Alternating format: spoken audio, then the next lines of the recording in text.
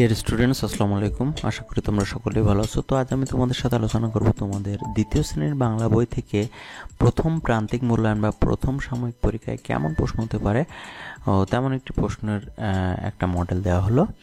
আশা করি তোমাদের উপকারে আসবে। তো এখন দেখো, তোমাদের সাধারণত 50 নম্বরের একটা পরীক্ষা নেওয়া হবে বেশিরভাগ স্কুলে। তো এখানে দেখো কেমন প্রশ্ন হতে পারে। দেখো এখানে কবির নাম সহ আয় দেখে যা নাচ ছড়াটি লেখো, এখানে থাকতে পারে 10 নম্বর। তারপরে শব্দ দিয়ে বাক্য তৈরি করো, তো এখানে 5টি করতে হবে তোমাদের 10 নম্বর। এখানে দেখো এই যে যেগুলো আছে, যেমন দ্বিতীয়, এখানে শব্দ দিয়ে বাক্য তৈরি করলে হবে আমি দ্বিতীয় শ্রেণীতে পড়ি, কাজ মিলেমিশে কাজ করি, এরকমভাবে 5টি শব্দ তৈরি করতে হবে। এখানে 7টি দেওয়া রয়েছে। তারপরে দেখো যুক্ত বর্ণ ভেঙে লেখো, এখানে 5টির জন্য পাবে 10 নম্বর।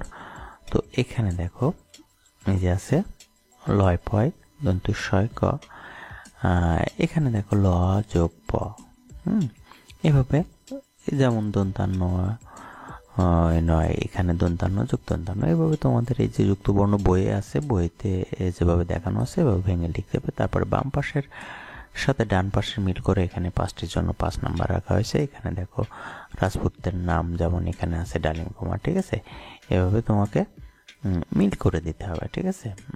এখানে দেখো তোমাদের থাকতে পারে যে রাজপুত্রের নাম, এখানে যদি তোমরা করো তো ডালিম কুমার, তারপর রাজকন্যার মাথায় সেটারও পার কাটি, ঠিক আছে, রাজপুত্রের নাম ডালিম কুমার, এর সাথে মিল হবে।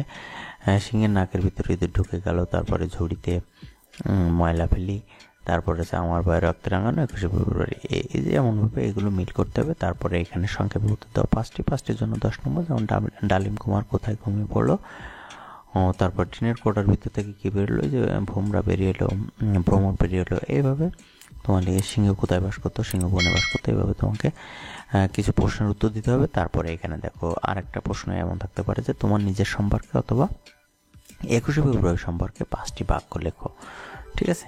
এখানে একটা অনুচ্ছেদ লিখতে হবে বা বাক্য লিখতে হবে, 5টি একটা অনুচ্ছেদের মতো করে 5টি বাক্য লিখতে হবে, এরকমই তোমাদের প্রশ্ন হতে পারে।